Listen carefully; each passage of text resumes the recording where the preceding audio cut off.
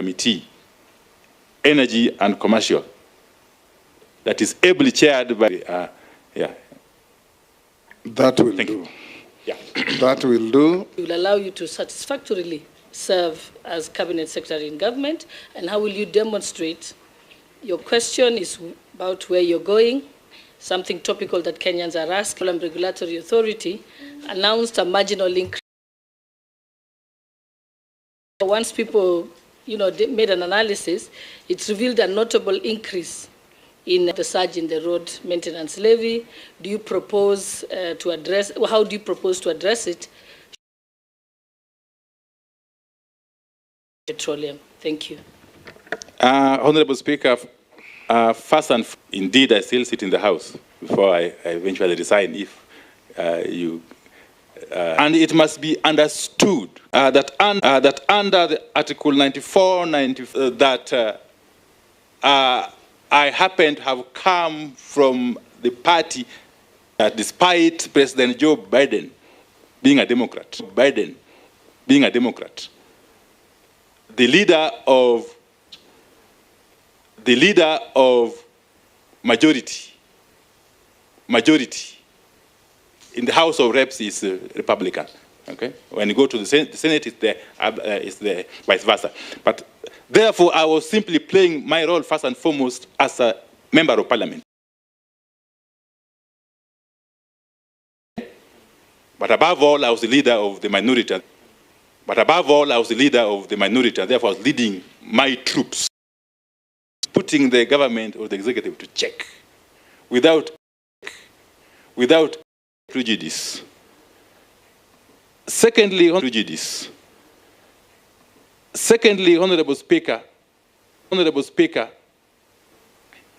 there is no contradiction.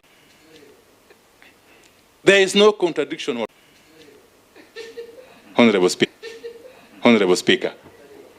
And therefore, I will be open. To so, scrutiny. Honorable Wandayyi, But I will come to it perhaps later. For now, let me just say this, that the road maintenance, unfortunately, it doesn't fall within the remit of my ministry if I get approved. The road maintenance approval, I believe. Thank you. Majority Leader. Thank you, Honorable Speaker. CS nominee, you have said that nothing changes in the things you believe in. And I want to believe if nothing changes, your publicly known stand on the fight against corruption, order to independent power producers, and it's there. But we are still on thermal energy. And the way we have worked in Parliament together as a whip and a minority leader, and attention. For example, issues of electrification. Very in, year out, by people who have taken up jobs like the way you're taking. So what Marshall to help in the next 3 years, those areas that have not seen light, not the light of God. That is last mile. My final question is, this country, the way it is now, and the electricity has gone down because of, and I asked him about these shutdowns that happen in the country that affect. What are you planning to do about that matter without any notice? Kengen, and some extent even without any notice. Kengen, and some extent even GDC. And I'll come to that later again. Honorable Speaker, when it comes to the point of generation, I have noticed a problem that I will have to tackle head on. One, you know that in our mix of energy sources, geothermal is one of the clean energy sources and the cheapest. In fact, Honorable Speaker, Kenya is lucky. It is the 6th largest source of geothermal and in the world. Honorable Speaker, we are lucky because if you had a look at a satellite image or picture of the earth, we fall within what we call the ring of fire. Those are areas where we have got geothermal resources worldwide. Kenya happens to be within that region. And therefore, we are blessed as a country to have geothermal resources that could help our energy be among the cheapest, Honorable Speaker. But what do you see? GDC, which is supposed to do what we call de-risking, yes, because not every private player can do the drilling of the wells. So GDC is supported by taxpayers' money to do the drilling and therefore allow the sites to be commercially utilized by other players, including KenGen. But now you find that GDC has dug the wells. They have identified, they have got the sites which are ready for development commercially. And you find that licenses for a number of those sites have been given to private entities, these so-called IPPs, a number of whom are not utilizing the sites. They have kept them for purposes of speculation.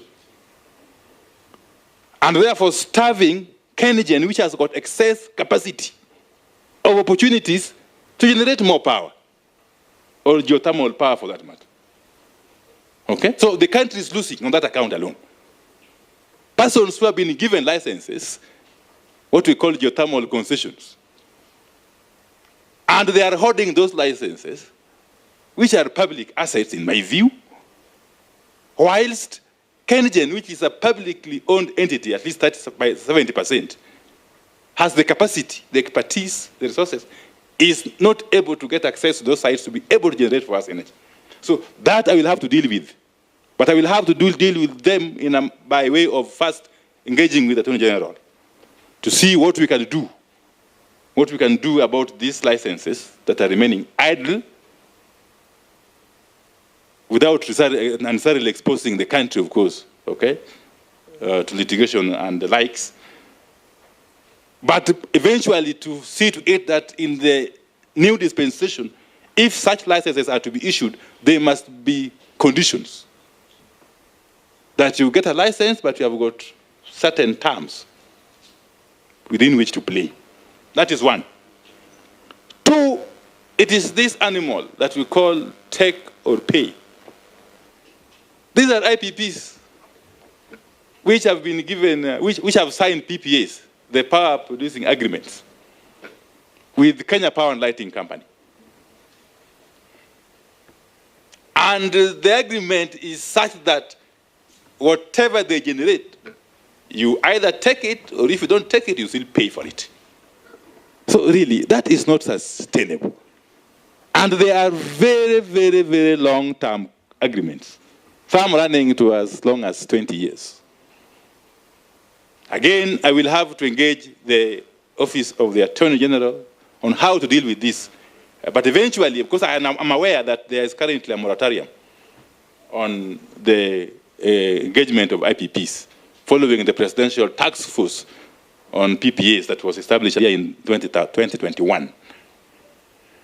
Even if that moratorium is lifted eventually, we shall have to ensure that whatever PPAs we get into do not put us in that or in such a situation.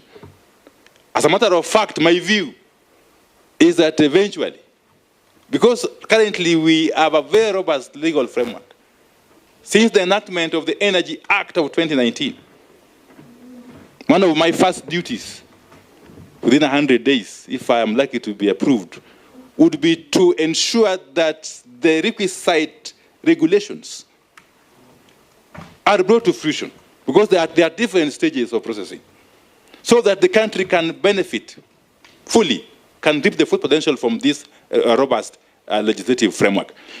But then, if it comes to that, I foresee a situation where this country will not need this kind of lopsided agreements. We may actually want to have an energy auction kind of situation, where you generate your energy, take it to the auction floor, as it were, and then we buy when we need it, as consumers, through KPLC, of course.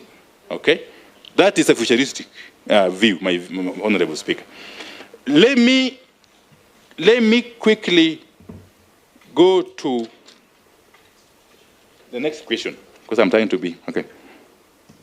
Yes, I understand Honorable Jeanette's view that the executive is not like Parliament. I'm here to experience that because, Honorable Speaker, you know, I've never worked in the executive throughout my life. Throughout my life.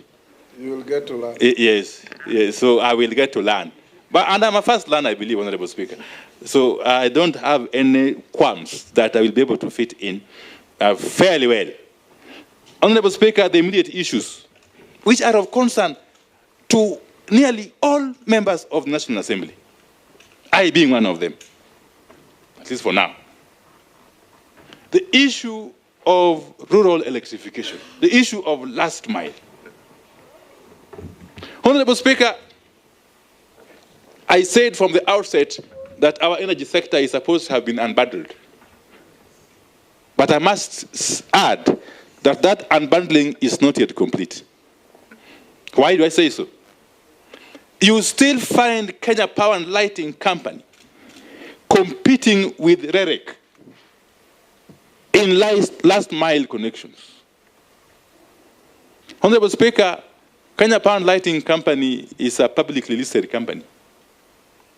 It's supposed to be running commercially. It's supposed to be profit motivated, if you ask me. And therefore, it cannot be able to do what NEREC was envisaged to do. That is to extend power. Nominee. Yes. I want to guide you. Yes. You have been nominated to be the CS Energy and Petroleum.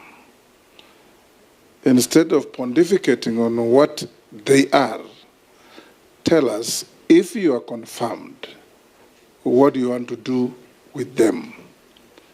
That will be your vision, and that will be your message to the country. Because when you engage in a complaining type of narrative, it doesn't give hope to the country. Let me endeavor to give hope now to the country. Honorable Speaker, therefore Mr. Speaker, Mr. Yes. Speaker, the nominee is trying to shed off the opposition leadership slowly. So he said what the energy called load shedding. He's shedding. He said he's a very fast learner. So now he's learned already. Thank you for the Yes. guidance, Honorable Speaker. Yes. Let me say this. Really, Even those parastatals you're talking about, they are going to be under your watch. Okay, So let me you say tell this. us what you want them to be. As a policy direction, Yes. I would endeavor, first and foremost, to separate or to reduce the overlap, okay, in the functions of KPLC and REREC, okay? And to empower REREC fully to be able to undertake the mandate of last mile connections, okay? So that KPLC can concentrate, can focus on its commercial function, business. Is that better, Honorable Speaker? You are trying. Okay. Yes. Finally, Honorable Speaker, on Honorable Jeanette's question, it is indeed true that we have got fairly dilapidated infrastructure, especially for transmission. Again, we must also understand that these are legacy problems. Before the coming into being of KETRACO, it was the sole duty of or mandate of KPLC to do the whole business from generation to distribution. Some of this infrastructure was inherited, and some improvements have been done, but there's still room for further improvement, especially if we have to take electricity, optimally to those who need it. Honorable Speaker, we have situations where we are not able to evacuate power from the generators, okay, to the end user because of lack of transmission capacity. That's something I'll be working closely with the agencies in my docket to be able to fast track the modernization of the infrastructure. And especially when it comes to the last mile connectivity, we are going to work closely with REREC together with KPLC again, by way of engaging with the development partners to be able to finance this process. I'm aware, Honorable Speaker, if I conclude, that there was a proposal in the now defunct Finance Act 2024 for some money for each constituency. But as a matter of fact, 50 million shillings. In the budget, yes. In the budget, yes. Now that has been removed in the week of the withdrawal of the Finance Bill 2024. But let me assure my colleague members and the public generally that even with that, all is not lost. We are going to work very systematically with the REREC and KPLC to engage the development partners to help us finance this function. Indeed, even as we speak, there is a project going on which is being funded by the World Bank, okay, in terms of extending powers to those areas where the national grid has not reached, what we call the off-grids. And they have been very helpful, Honorable Speaker. I must commend the management of both KPLC and REREC, because as we speak, there are islands on Lake Victoria which previously had no power. And since the national grid cannot be extended to those areas economically, they have resorted to the off-grid power production, which is really helping those areas. We want to extend this to other areas, especially the far-flung areas of northeastern, okay? Yes, to use solar power to be able to light up those areas. Thank you. Yes. Naisula? To the nominee, there has been talk about breaking Kenya Power's monopoly. I want to hear your view. This is a conversation that Kenyans have had for a very long time. Shouldn't Kenya have a choice, depending on your, the costs, the operational efficiency, and all that, whether people should be able to have a choice? The second question is that the Auditor General revealed issues related to meters, specifically the absence of check meters, malfunctioning check meters, and inconsistencies between check meters and the main meters. And that is why people get a different bill. It doesn't match. And so I wanted to ask, these are the cartels we have discussed for the last 2 days, people who don't want this country to move forward.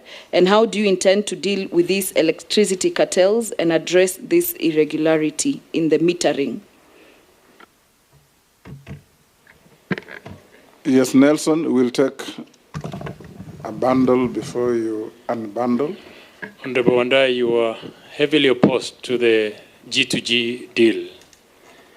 Now, if this House approves you, you are literally going to oversight the same G2G arrangement because it's still on progress.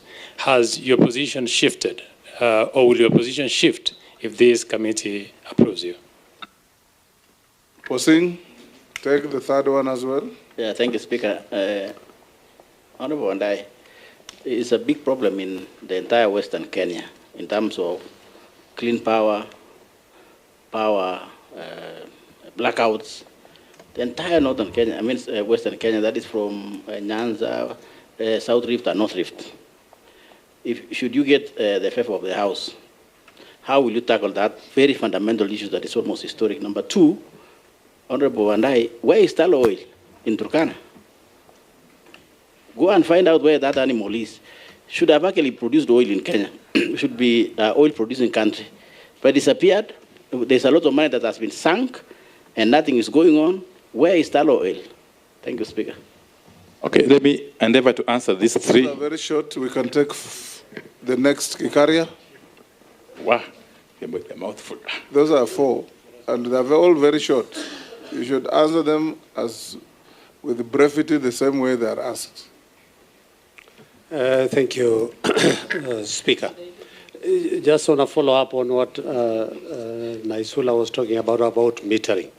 This is just maybe having been in the energy sector for a while, maybe you need to consider REREC going to the point of even metering a customer. Because what happens is that REREC is given the option to take that drop of a wire to a customer. But now they leave the metering to KKPLC, who never take it. And we have over like 3 years. You take 3 years before you're metered. I think it is important for you to look at the metering being done by REREC, and then REREC can be able to inform KPLC for purposes of them now starting to do the charging. But there is this question of customers make applications. Then it takes too long to a point that we encourage illegal contractors to come and put lines and transmission. And then when KPLC realizes there is that, the first thing they do is to go and bring down all the poles. Yet, and my committee then had to go to Navaholo, where they were to be paid 3.5, and they took too long only for somebody else to come in to do that. I think it is important for you to address the issues ailing KPLC, so that we don't. And KPLC is a good. By the way, in the Energy Act 2019, the Kenya KPLC is not a monopoly. By the way, anybody can apply and get a license for them to be able to do distribution of power in the country, and that is in the Act. Thank you, Honourable Chairman. Okay, Honourable Speaker, thank you. Let me start with the Honourable Naisula, and I agree with the Honourable Gikaria. The 2019 Energy Act has actually laid the basis or foundation for other players to come in the energy distribution space. But even as this happens, because it will only happen again once we have put in place the requisite regulations, the subsidiary legislation. But even as this happens, Honourable Speaker, we still need a robust KPLC. And I'll say why. KPLC, because of the legacy, of course, issues, has got an elaborate infrastructure layout across the country. The competencies, the personnel, and so on and so forth, the technical capacity to do what it is supposed to do. In any event, KPLC actually is the revenue collector, okay? Revenue that goes all the way up the upstream, the transmitters, the generators, and so on and so forth.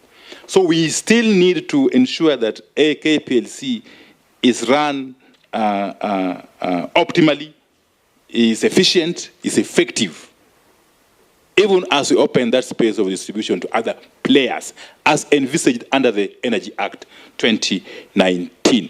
What I foresee as doing going forward, and I will have discussions with my team if I'm approved, is that we may want to create zones, okay, for purposes of optimal utilization of these resources, so that we avoid conflicts if and when this process begins. And therefore, in short, the monopoly by KPLC is no longer entrenched in law. It is essentially a matter of practice, and we shall deal with it in the fullness of time. Two is the question of faulty meters. This I will have to inquire more about, because what I have been briefed is that we have had problems in procurement of both meters, actually of all items. Yes, but meters more so, and transformers. What has happened is that these cartels that Honorable Chunga talked about, and Honorable Koech, I think, saying, these cartels have become so pervasive, Honorable Speaker, that they can't allow a tendering process to proceed to conclusion and awards to be made without creating roadblocks. We all know for sure that KPLC, being a publicly listed company with majority shareholding being government, is governed by the Public Procurement and Asset Disposal Act of 2015, which act, as we all know, Honorable Speaker and members, gives room for tenderers, yes, for bidders, to lodge complaints at every other stage. But that is being abused, Honorable Speaker, by entrenched cartels. And we shall have to work closely with my colleagues in the ministry to deal with this menace, Honorable Speaker. Honorable Koech, on the matter of G2G deal, the G2G deal, it's indeed true, Honorable Speaker, that I, alongside my other colleagues, were vehemently opposed to this scheme. But let me tell you, Honorable Speaker, that was then. And I was doing it as my duty to put government to check. I think you already answered that question when you are responding to the Deputy Speaker. But this is specific. So on this G2G, Honorable Speaker, I am aware that it is running up to end of 2025. That gives me ample time to go and study its impact, its workings, and understand it, and for me to be able to offer appropriate guidance, Honorable Speaker.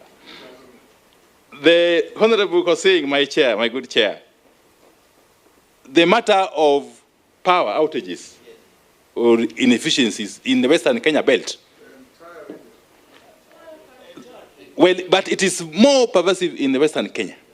But I'll explain why. Sometimes you can have a blackout for 12 hours. I have already engaged officers, of course informally, in the ministry. And if I am approved, if I'm eventually appointed as CS Energy, I am going to fast track the development of transmission lines, okay, with the requisite capacity to evacuate power and take to the consumers, not only in Western Kenya, but across the country. And in Western Kenya specifically, I'm going to ensure that the Tarkwel or Tum Kitale line is completed and commissioned in the shortest time possible. That will deal with power issues in Pokot, in Kitale, in all that area. I will also ensure similarly that the Kibos or Kisumu, Kakamega, Musaga line is also completed. Similarly, the Narok-Bomet line has to be completed within the shortest time possible for the entire southern Nyanza region, including Kisii and Nyamira counties. And Bomet, of course, southern Nyanza includes Migori, Homa Bay, and yes, and the islands, yes, in Lake Victoria. So this is something I will actually give utmost priority, Honorable Speaker. Northern Kenya is, of course, at the heart of this strategy. As we speak, there is a line from Loyangalani to Masabit that has to be completed similarly in record time, and the line from Masabit to Isiolo, Honorable Speaker. Honorable Speaker, the second limb of this question by Honorable Kosing is on the matter of tallow oil. Honorable Speaker, this project is not dead. It could have taken a break, but I've taken it upon myself, if I'm appointed, to ensure that it is revived. Because tallow oil is on the ground. What it lacks is the requisite financial capacity to be able to commercially develop the oil reserves in the lower Lokichar, in the South Lokichar basin, Honorable Speaker. We are going to work closely with tallow oil, with the guidance of the Attorney General, to source for a strategic partner who can bring in some financial capital to be able to have this project completed. But again, time is of essence, Honorable Speaker. Honorable Speaker, you know that Kenya is a signatory to the Paris Agreement on carbon emissions. Kenya is a signatory to the Paris Agreement on carbon emissions. And if you recall, the outcome of the conference, the UN conference on climate change, COP27, in Egypt in 2022, if we don't move with speed and extract this oil into Turkana, we may be time barred because we shall face serious restrictions, including even restrictions from potential financiers, because the world is moving steadily from fossil fuels to clean energy, Honorable Speaker. And Kenya is not an island. And therefore, I'm going to treat this matter of tallow oil and the oil in South Lokichar Basin with the utmost urgency. Honorable Gikaria, my good friend, the member for Nakuru East, I agree with him totally. Nothing stops Derek from putting in place meters. They can actually do the last mile up to the point of metering. Okay? And then a framework is established for handover to KPLC for purposes of billing, Honorable Speaker. This will create synergy and enhance efficiency and contribute to customer satisfaction, Honorable Speaker. Again, the matter of applications taking too long, I have discussed. And I've been made aware of the bottlenecks that the utility companies have been facing. This, again, we shall work on. The question of illegal connections is not necessarily a matter of delayed in processing applications. The matter of illegal connections will still be there even if the applications are processed on time. And we have to deal with it separately or differently. And my proposal, and it's a crime, you know that. It's a crime, of course. Yes. It is a crime, but we must also live with the reality that some of these areas where this practice is rampant are not easy to access, even by the officers of Kenya Power and Lighting. Yes. Yes. So we are going to work on a proposal, of course, together with Parliament and the Attorney General, to pursue an option of bulk metering. Okay? In those kind of situations, the Kenya Power and Lighting can be empowered to identify one entity or one person who will then be billed, and then he distributes the power to the rest of the law already consumers. Allows them to do that. Why don't they? Yes, that's why I said from the outset, Honorable Speaker, that I will... Anyway, you are not the minister, so I will need to address it when you... First track the issue of the regulations, yeah. We'll go to the next batch. We'll start with Robert. Thank you, Mr. Speaker. To the nominee, you know, when Jubilee came into power in 2013, they marketed the last mile connectivity very, very well. In fact, citizens were of the opinion that they would all be connected within like a month or so. And so that has brought a lot of pressure on members of parliament, because whenever people are not connected, they have this belief that the member of parliament is seeking to only power some areas in their constituencies and not others. I would like you to, from your opinion, you know, having of course studied the situation, to tell us what will you do to ensure that this pressure is taken out of members of parliament, because members, you know, the public thinks it's our issue.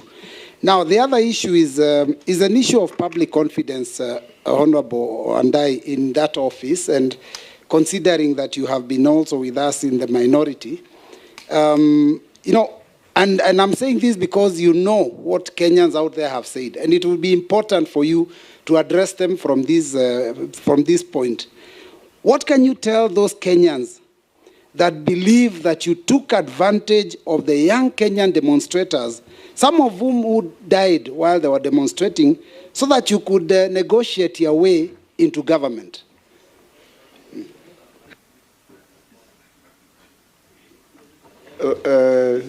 Owen? Thank you very much. After that bomb from your former deputy, I want you, from your former deputy, I just want you to focus on cost of power, Honorable Wandayi. Order, Bossing? Eh? I would like to get full attention. Honorable Wandayi, the cost of power in this country is such that it is over the roof. If you get a power bill, you look at it, you know, you're paying so many things apart from, in fact, the units that you are paying for actually become a small part of what you're paying for.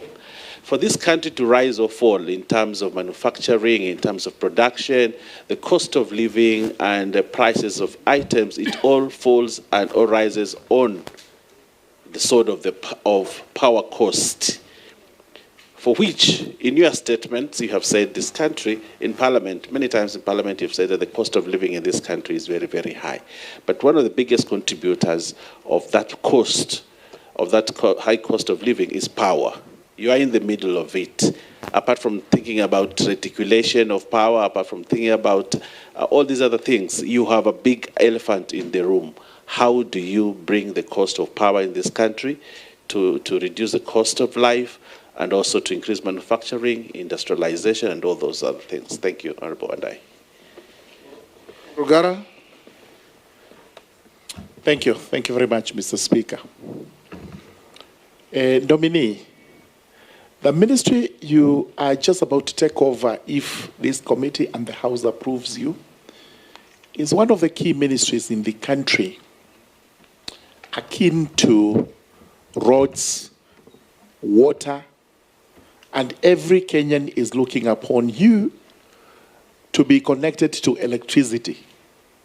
And there are not two options to it. Even before I ask you the question, it's good to know that there are historical injustices in terms of power supply in the country, such that, take the case of the year 2017, the Raka constituency was at 9.5% connectivity to the national grid. At the same time, Gatundu South constituency was at 100%. These are all equal Kenyans. There really should not be that disparity. Number two, we have schools.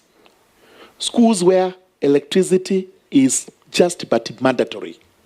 Yet, those areas are not connected to the national grid, and the children are supposed to compete competitively in national exams, which are standard. My question to you is, would you be subscribing to a form of affirmative action in terms of electricity supply to constituencies which have lagged behind? And it's just not to Tharaka. You go to Mwingi North, you go to Mbalambala, which is also my neighbor, Bere North, Bere South. These actually have been discriminated against. And therefore, would you be prepared to take affirmative action in respect of those constituencies? Thank you, Mr. Speaker. To Honorable OPIYO Wandayi, the nominee. My colleagues have talked about electricity. You have talked about the transformers. Do you see we need to move away from oil-based transformers, because every other day you will hear people removing the oil from the transformers, and we have got transformers which do not work sometimes, or we have got a shortage of transformers. So do you see, will you do research? Because I've done, if you go to the Western world, you do not see any transformer, and I know you've been there. So you do not see transformers there. Do you think we can have KPLC having a company where it will be having fiber optic? I know they are doing it right now, but because of the ICT of this government, to deliver fiber optic to each and every place, because it's a vast network, as you have spoken about it. The last one is about the Kenya Pipeline Refinery. Your predecessor, if you are confirmed, who was here, Davis Chirchir, he said they were looking at it once the oil, which Honorable Posing has talked about, the Tullow oil and all that, once it's done. But I believe if that refinery was there, we could even get cheaper fuel and refine it the way it used to be. So do you think it is possible under your watch if you are confirmed? Thank you. Okay, thank you very much, Honorables. You can answer those. Honorable Speaker, yes, indeed it is true. That is, with respect to Honorable Mbui's question, that members of parliament are facing serious pressure from the public on the matter of last mile connectivity in their respective constituencies. Because again, it has been taken for granted that this is the work of the MPs, okay? Which they have been doing, of course, very diligently in collaboration with the REREC.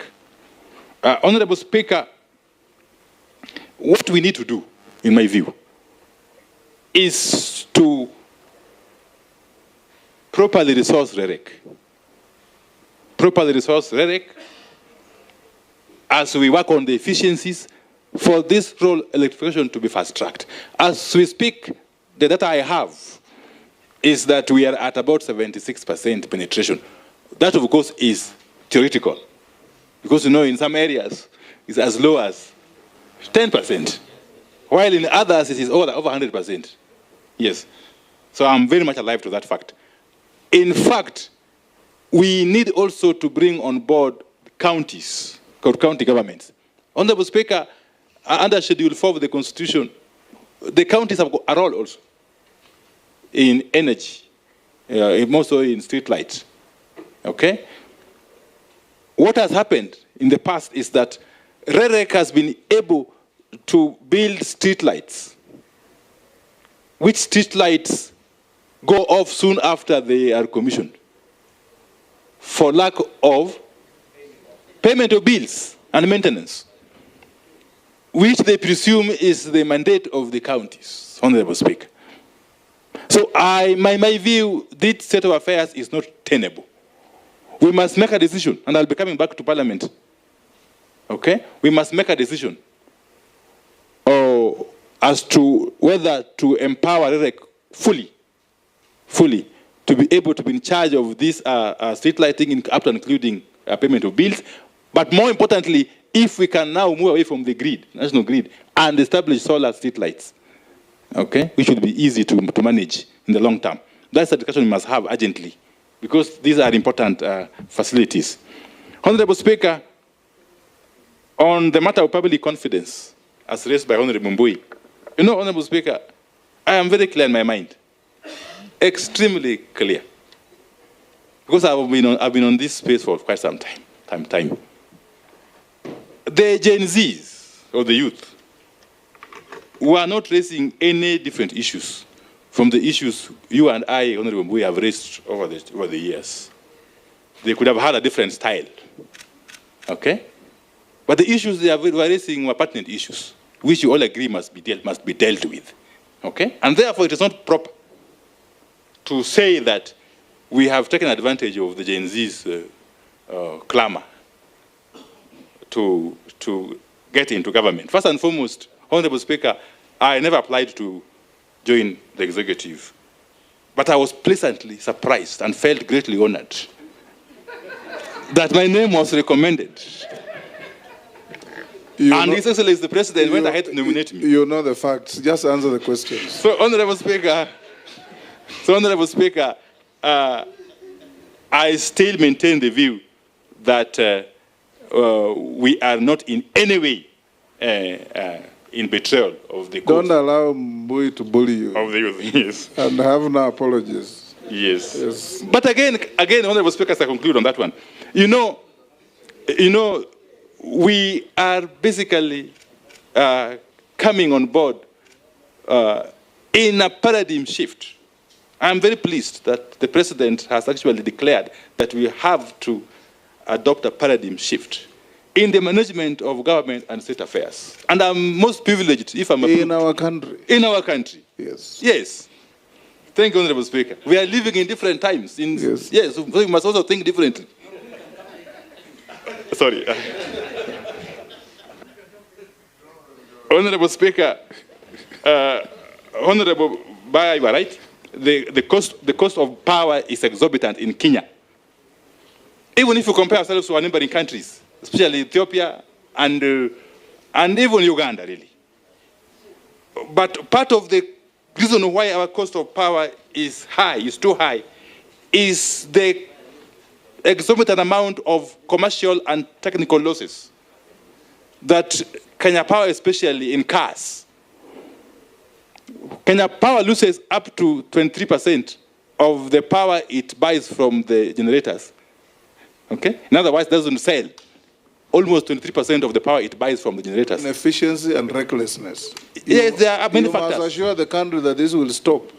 This is going to be managed. I can't say it will stop, Honorable Speaker, because in any scientific process, there can be losses. But they have to be reasonable losses, Honorable Speaker. Yes.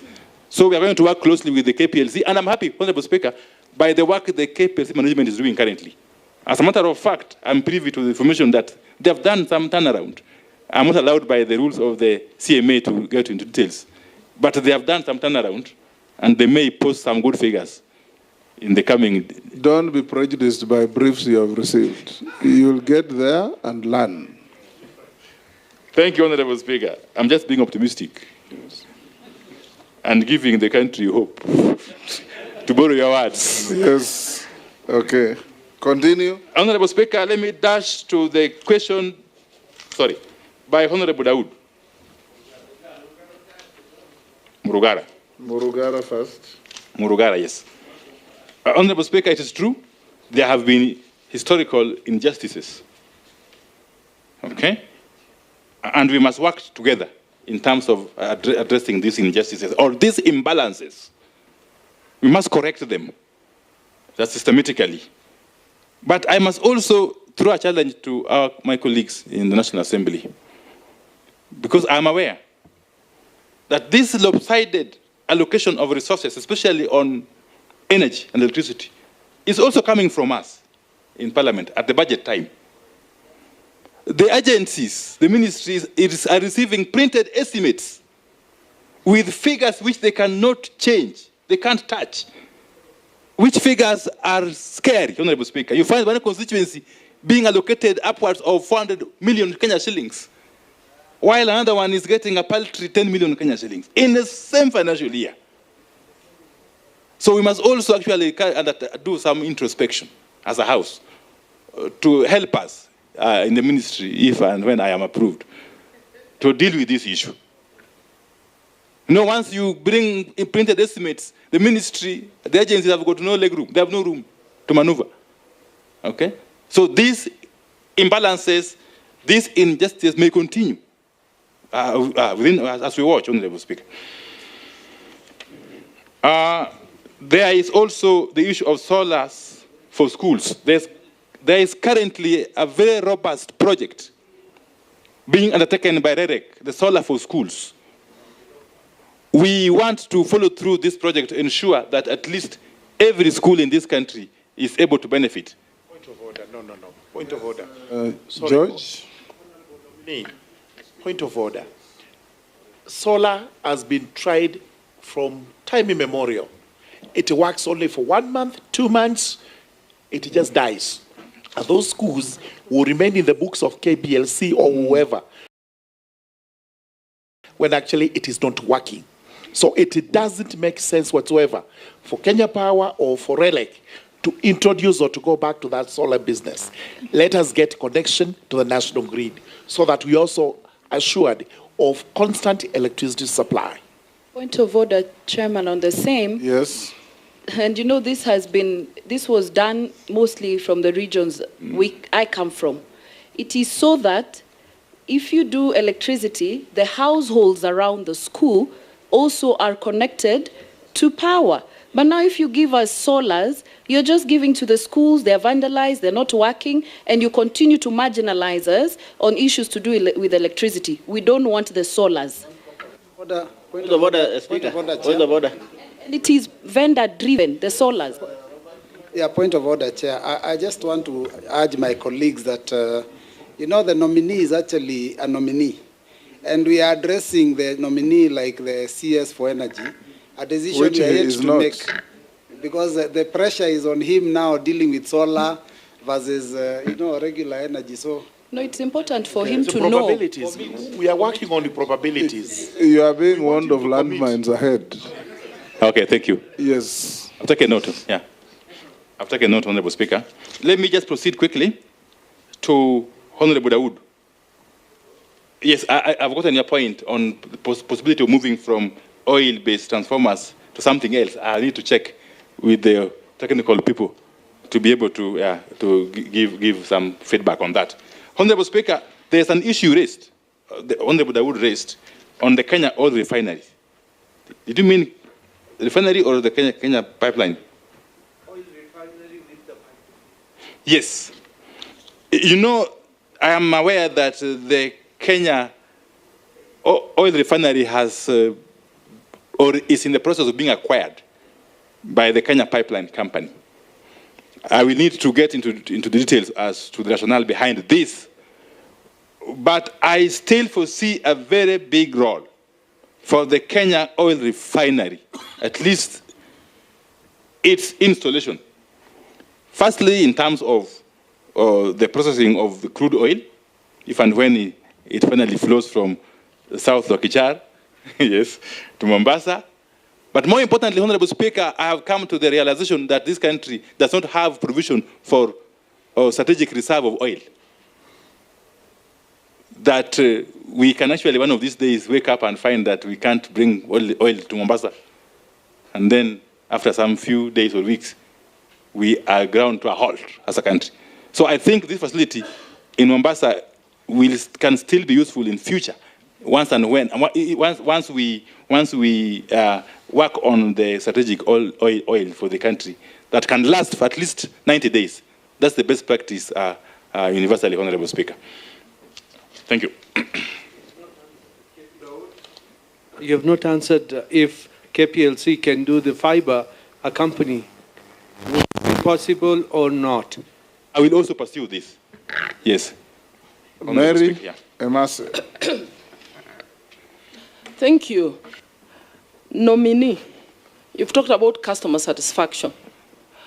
I put it to you that KPLC customers are the most dissatisfied. And I want to believe that there are serious management challenges to do with the leadership of KPLC. Why do I say that? A simple task, but of urgent nature, like restoring a falling post or a collapsing post, goes a time bomb. It can collapse any time, it's posing danger, and in certain instances it has occasioned deaths. It will take forever before it is restored. Actually, there is one about to fall onto my house. You will call the so-called regional directors. There is no response. Secondly, restoring power when there are those frequent outages. A transformer has failed or has busted, and some of them are in learning institutions in our regions. It is adversely affecting learning. In my constituency, some of them have taken more than 6 months, and it's not only in my constituency, it cuts across the country.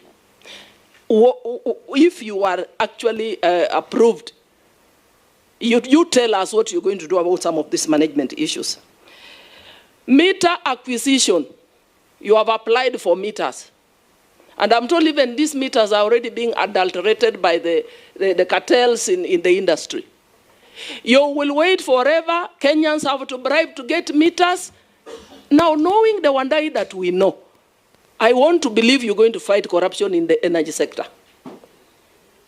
Sometimes, villagers have had to come together in there's a chama for power, so that they put money together to procure an independent electrician to restore power.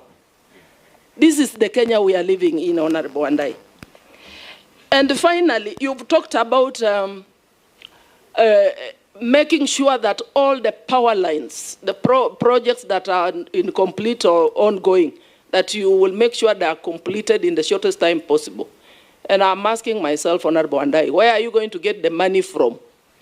Because after rationalization of the budget and the collapse of the finance bill, which you strongly objected to, reject the bill, Can you tell us where you're going to get resources to finance all those projects? Because I want to believe the reason they are incomplete is because of funding. Thank you. Thank you, Honorable Speaker. Nominee, there are some key transmission lines that are yet to be constructed. And with the shrinking revenue and reduced headroom to borrow, what are you going to do to ensure that they are done since the country needs them? Honorable Mishimbo. Yeah, thank you, Honorable Chairman. Honorable Chairman, my first question is on environmental concerns. And I'm talking about the proposed Lamu coal power plant. I know there have been some opposition from environmental groups concerned about the impact on the local ecosystem. So my question is, how will you balance energy needs with environmental protection? My second question, it is on the issue of the project dubbed the Lake Turkana Wind Power Project. I know you were once the chair of PAC, and I was also in the committee of PAC, and this matter kept on coming and coming each and every time. This project was at a tune of 70 billion, and so many billions had been already utilized. So I just want to ask you, do you see that the taxpayers' money had some value to where we are right now in regards to that Lake Turkana wind? I know you are not yet the Minister for that energy. Maybe you are going to be approved. I want you to check on this, because a lot of money have really been utilized, and yet we don't see any tangible results from that. My last question, it is in reference on what happened in Embakasi on the 2nd of February, where there was the explosion, and so many Kenyans were killed and some were injured. Again, there was an explosion by the petroleum tanker in Sashangwani about 11 years back, the other one at Molo. So my concern is, what safe standard measures are you going to put in place to ensure that we save Kenyans from such fatal accidents and any other times? I thank you, Honorable Chairman. Shuria. Thank you, Honorable Speaker. Mheshimiwa Wandayi.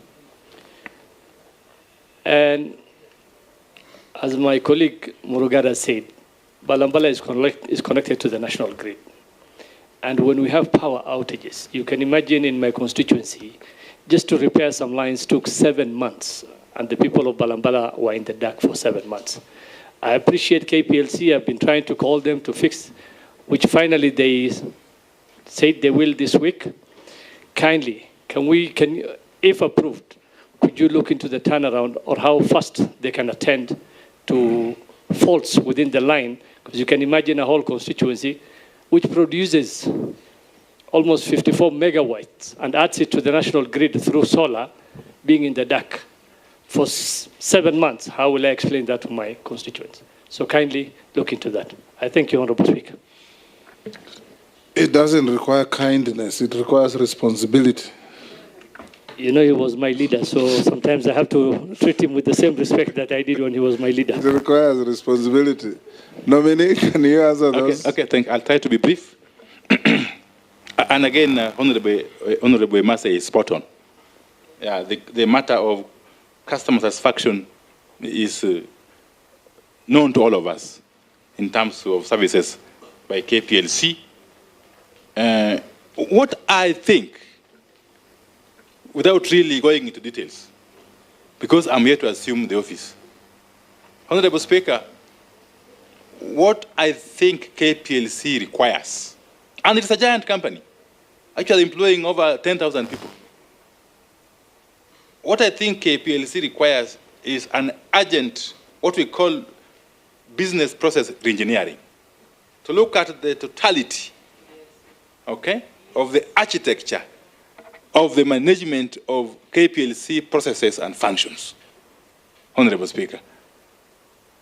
2 is the question of transmission lines that are yet to be completed. Honorable Speaker, some of the lines, actually nearly all of the lines that I mentioned earlier on, that I will try to fast track their completion, have got funding. Okay? They have got funding as we speak. And most of the funding coming from development partners. So my work will be to work closely with the agencies responsible to have these projects completed. within the timelines that are stipulated. The Honorable Mukami, again, is basically speaks to the question that has been raised by Honorable Mercy. Yes. And I will work closely with you if I get the honor of being approved, yeah, to see to it that this is done, the matter of completion of these transmission lines. Honorable Mishi, yes, the question of carbon emissions is very serious. But again, we shall have to work closely with all stakeholders to strike a balance between energy needs of the country and environmental protection. That delicate balance will have to be struck, Honorable Speaker. Yes. Just on the same. Yes. If you allow me, Mr. Speaker, I don't want to allow myself.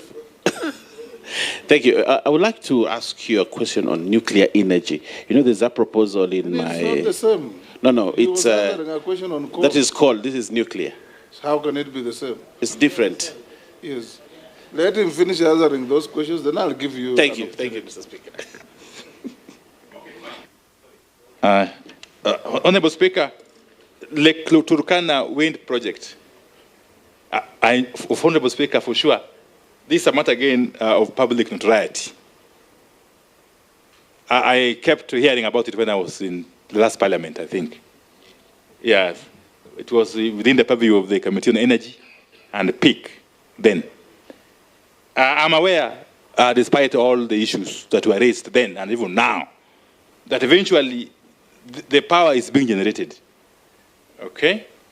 As a matter of fact, Honorable Speaker, in our total installed, out of our total installed energy capacity, which is about 3,200 megawatts, the wind power is accounting for about 460 megawatts or so, the bulk of which is from this Lake Turkana wind.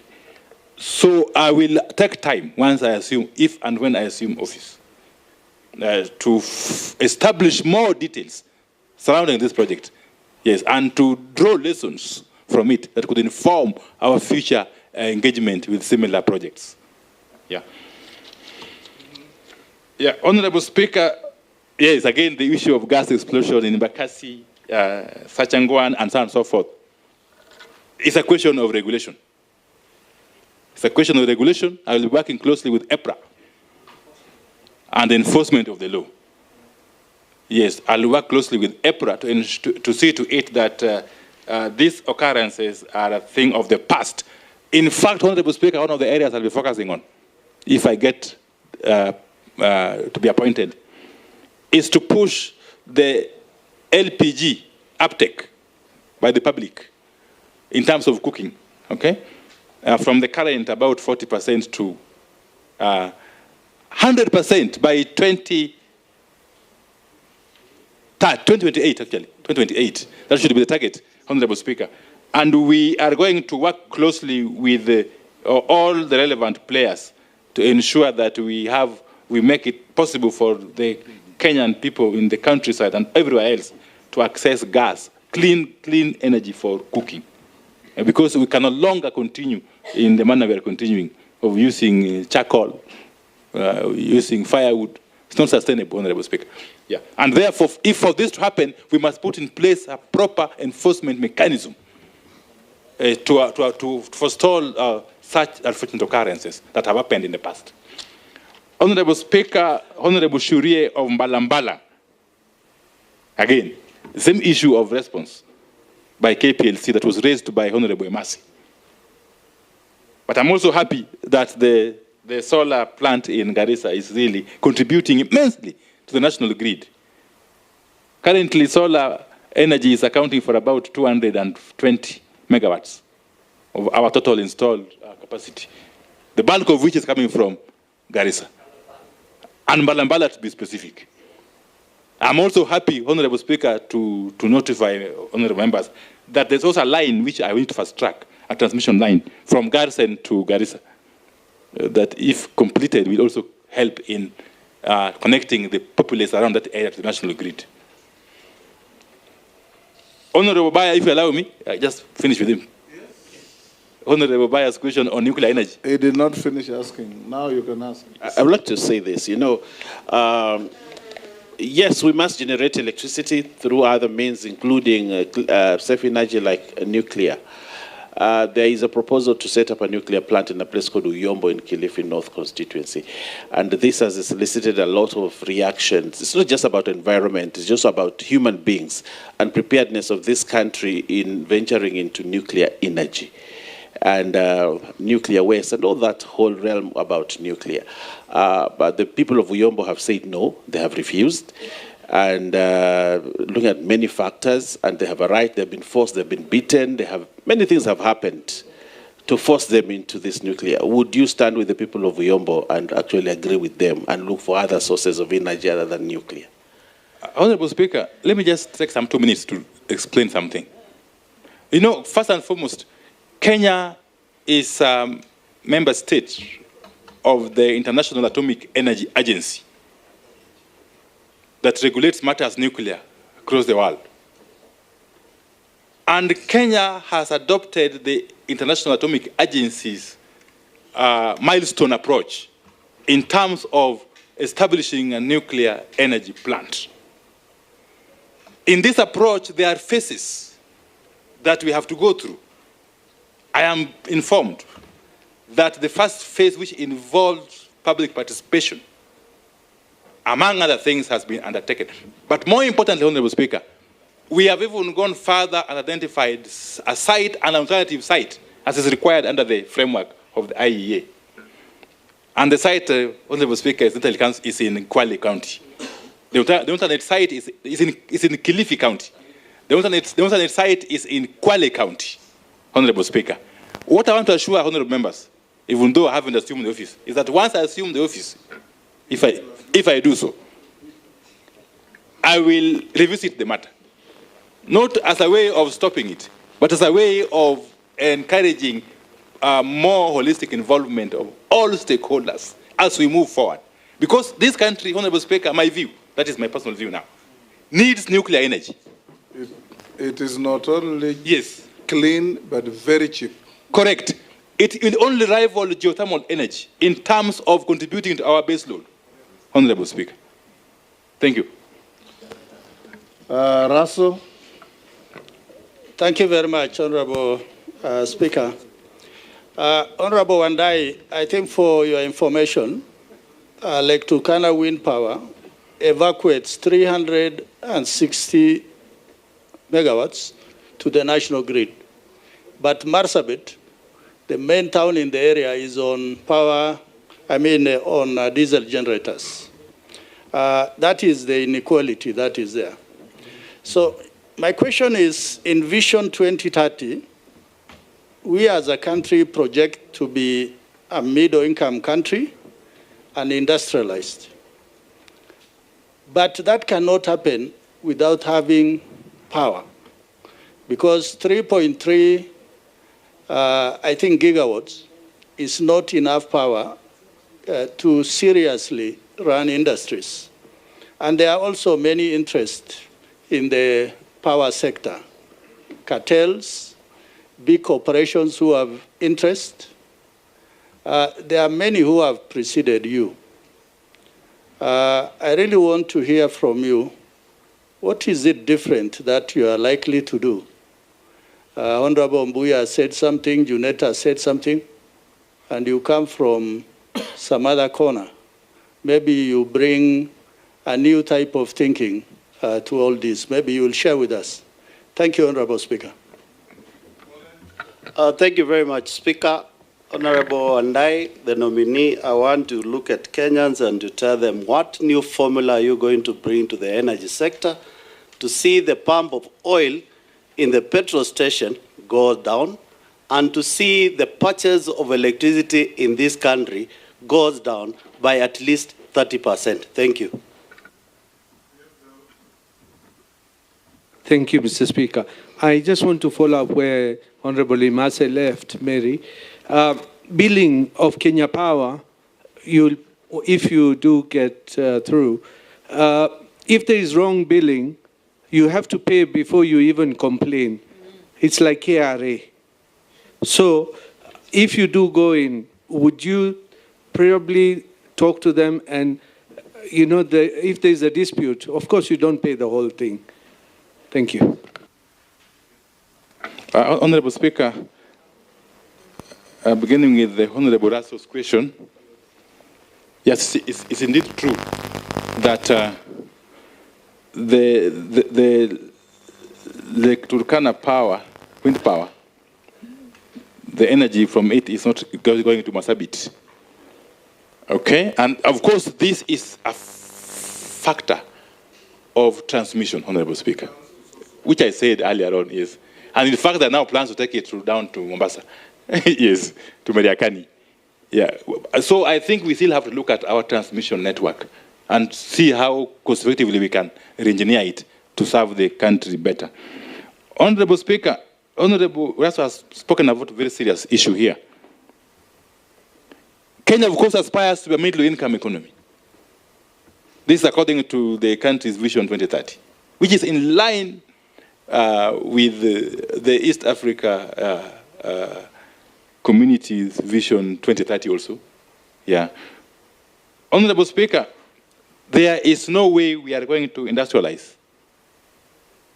and therefore grow the economy without an assured supply of clean, reliable power or energy. I was just looking at some statistics, Honorable Speaker.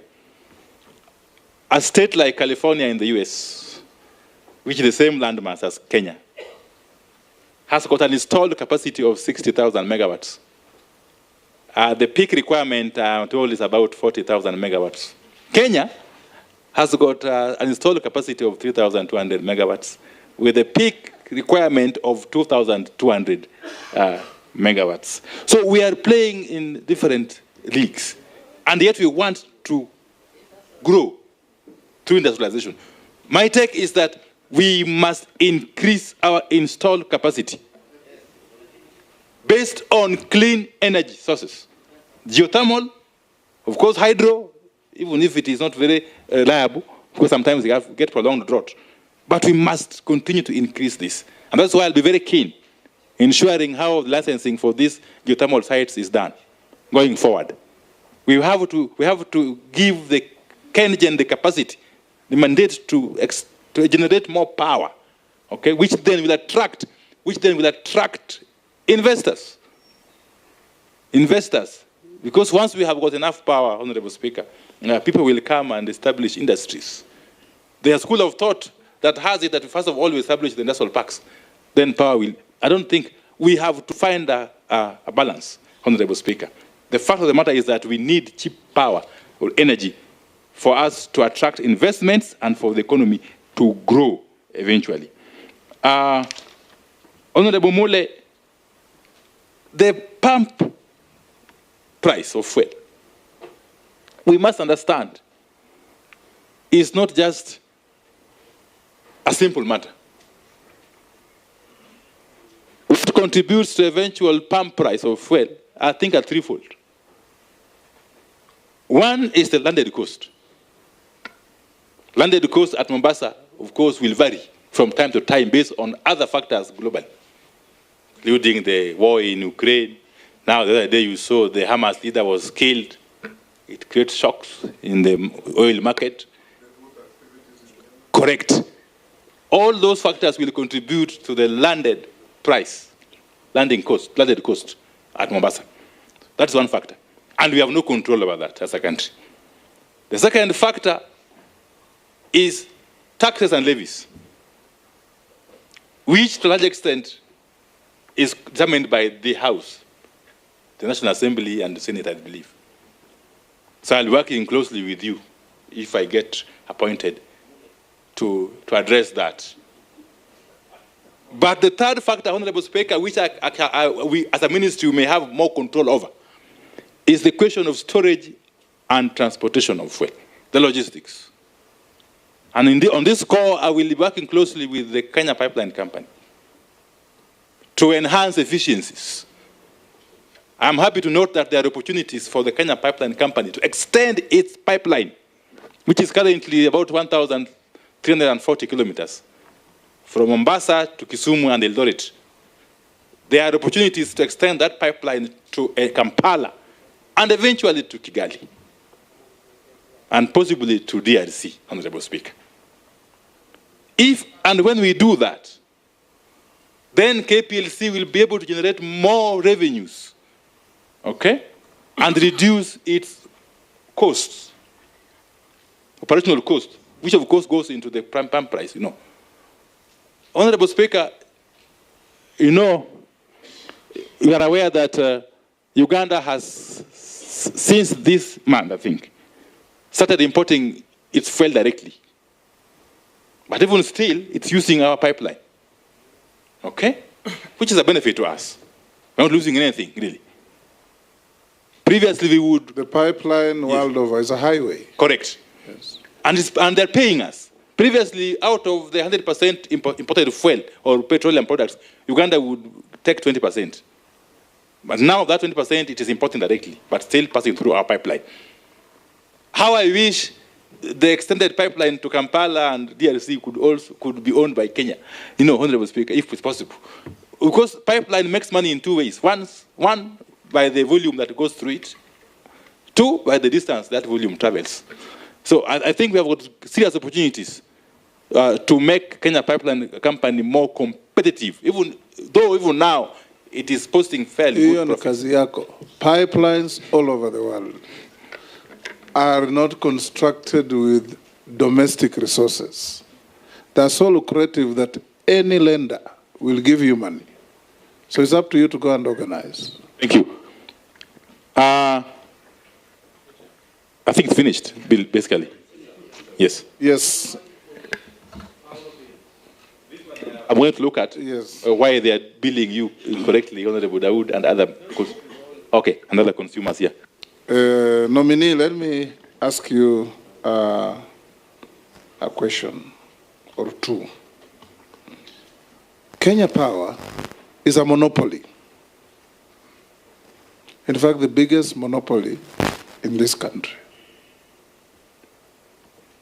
And yet we keep on seeing stories that it is technically insolvent or has serious financial difficulties. If you find favor and become the CS, what are you going to do to ensure that this monopoly that has a stranglehold over every sector of life in Kenya, that collects money from everybody, some up front with prepaid meters, becomes profitable and pays a dividend to the treasury? Because it is a state company. Number two, and this follows what Rahim was saying. There is a lot of erratic billing by Kenya Power. Yours truly here has been a regular victim. They give you one bill of 28,000 in 1 month. The next month they give you 89,000. And it's the same consumption in the house. There is one time they gave me a bill, nominee, of 550,000 for a month. And they came and disconnected my power from the pole. And they're the only supplier, so you have to pay. What are you going to do about this? Then you had Mbalambala MP. A breakdown has taken 7 months without fixing. Will you consider, if you are confirmed, to sit with KPLC and give them strict timelines and schedules within which to respond to public needs? If there's a breakdown, it should not take more than a day, time allowing or not allowing, 2 days, but 7 months is unacceptable. If you are confirmed, you know, we are giving, and the government has done very well for the last over 10 years. Schools have been connected with power in many parts of the country. But if you go to these schools, if you turn up as an MP, the first thing you are told is, we have not paid our electricity bill. Please help us to pay. Would you consider having an arrangement where schools and public institutions are charged subsidized rates so that they do not pay commercial rates like industries, factories, and other households? So that in some schools you go, there is power connection, but the only thing it's used is teachers charging their phones, nothing else. They cannot afford to use it for anything else. So if you can consider that. Lastly, if you are confirmed, you know, I was the first electricity regulator in this country, you remember? At that time, when we carried out a study, there was in the Southern Africa countries called the Southern Power Pool, where Zambia, Zimbabwe, South Africa, Botswana, Lesotho, Swazi were all interconnected. So if there was a shortage of power in Zambia, it automatically flows in from the connection in the pool and vice versa. Would you consider working with your counterparts in the region to create a power pool for the East African countries, including Ethiopia that now has enormous capacity after the Renaissance Dam, so that we can, in times of straits like droughts, it automatically flows into Kenya, there is metering, and we pay for it. Thank you, Honorable Speaker. I will answer them in the reverse. And I agree with you.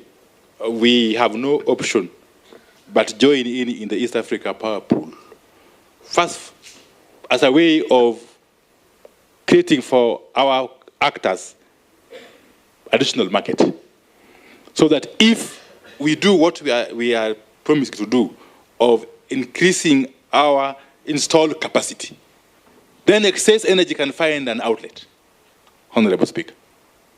And in the converse, if we are short of energy for whatever reason, we can get energy from the neighboring countries within the pool easily into our national grid, Honorable Speaker. There are no two ways about it. The issue of possible subsidy for schools is a great idea in my view, Honorable Speaker, and it's an issue I may have to pursue and see to what extent it can be actualized. If and when we adopt it, it looks very revolutionary because the schools are actually suffering a great deal in terms of struggling to pay these bills.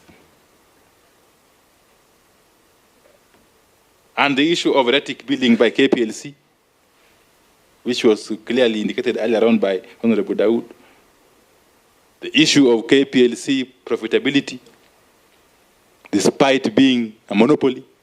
Honorable Speaker, I said from the outset that in my view, based on what I've seen on the desk, my desktop analysis, the KPLC would require nothing short of a business process reengineering. But then, if and when I get appointed eventually, I will have to have a sitting with the KPLC management and other players to dig deeply into the matter of KPLC, so that when eventually we prescribe solutions, the solutions that will have long-lasting impact for the benefit of the people of Kenya, Honorable Speaker.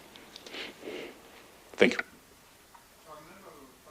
I've sent a few questions. Some have been put to you and you have answered. Will you end KPLC monopoly? That I've just asked you. And corruption in the petroleum industry, what will you do about it? When you will revamp oil drilling in northern Kenya? I think this you have all answered. Another one says KPLC sacked 40 staff in Mombasa in 2020. When they appealed, the managers who had sacked them sat on the appeal and summarily dismissed it. Will you intervene if you are confirmed?